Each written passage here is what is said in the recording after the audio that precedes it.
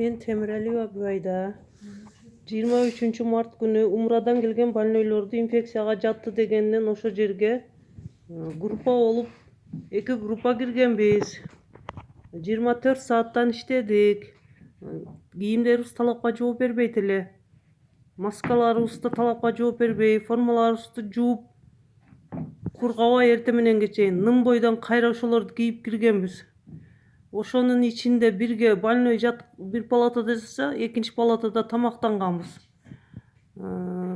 Эми ошол жерде бир туалетке киргенбиз. Шарт жок болгон. Ошон үчүн чоңдорго айтканбыз. Кийимдерибиз кургабай атыр, кийим бергиле десек жок. Өзүңөр жаап иштегиле деген. Мына биз ошентип ушул эме вирусту жуктуруп алдык окшойт. Анализтерибиздин биринчиси таза, экинчиси положительный чыгып калды. Буга бардыгы ошо чоңдор күнөөлүү. Өзү ошол контордогу чоңдорду директор кеткенде эле калган жагы оңолуп кетпейт го. Бардыгын ошо жерди тазалап берсеңиздер жакшы болмок эле. Негизи ошол бардыгы отуруп алып биз айтканда өзүңөр жаап иштегиле дегенден көрө бизге ошо элден келген жардам формаларын берсе болмок эле.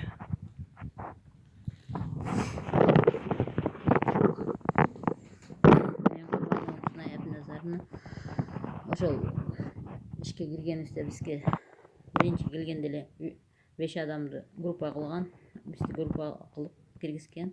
Ошо менен больнойдун алдында биз 3 саат кармалганбыз. Ал 3 саат кармалгандан кийин биздин формаларыбызга талапка жооп бербейт. Жанынан бизди ошо 3 саат кармагандан кийин аны чыгарып, саат 4-6 жетилердин чамасында бизди чай ичесиңер деп киргизген. Чай ичебизби, шулар менен форма менен ичебизби десек, ооба, ушу менен ичесиңер деп директорлор жооп берген. Ошондой талаптарыбызды койгон бизге. Мен Аскаралиева Халыскан медсестра болуп киргенмин ошо группага. Биз биринчи группа, эките группа кирген, биринчи группасыга мен киргенмин.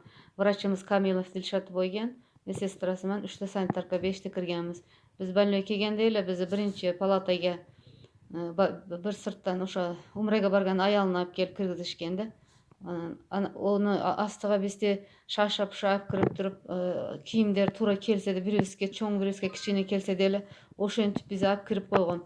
Анан өздөрү биякта даярдыгы эме болбогон үчүн биз ошол жерге кирдик. Больной состояниясы жакшы болгон, температурасы ошол пайтта жок болгон.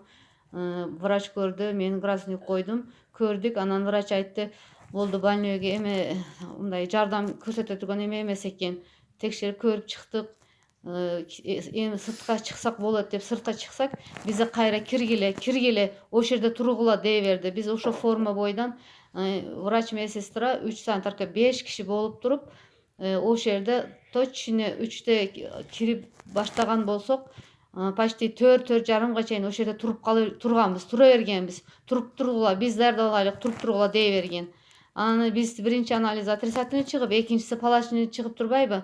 Ошого эгерде биз жуктуруп алган болсок, ошондо жуктурдукпу же кайсы жерде биз ооруну жуктурдук, бизден ушуна положительный чыгарып атыптыр. Анан иякта биринчи анализ отрицательный болуп, анан биз Аккоргонго обсервацияга келгенбиз. Биякта кийин текшерген экинчи анализде положительный деп берип атат. Биз каердан жуктурдук? Бизде биякта шарт жакшы эмеспи, же иякта шарт эмес, биз түшүнбөй калдык. Биринчи аппараты бузулуп калды деди. Эми болсо положительный дейди. Анан анализ толук бардыгыбыз кетет, анан 4-4төн бөлүнүп чыгат. 4тасы жакшы, 4тасы жаман деген келе берет. Кыскасы эмне демекчимиз, биз ошол жерде иштегенибизде закон боюнча 12 саат, 8 сааттан иштеш керек экен. Биз 2 күн 24 саат, 2 күн 12 сааттан, анан акыры барып туруп текшерүү келди, билбейм 8 саатты билип калгандан кийин биз 8 саатка өткүздү. Анан акырда 8 сааттан иштеп, ияктан биз эмебиз бүтүп туруп, обсервацияга алындык Аккоргонго. Бияка келип, мына азыр келгенибизге 28 күн болду. 27-нчи күнү бизге экинчи анализибизди положительный деп берип атат. Биз эмне демекчибиз, биздин ошо анализ ушундай чыгышыга ошол контордагылар бардыгы себепчи.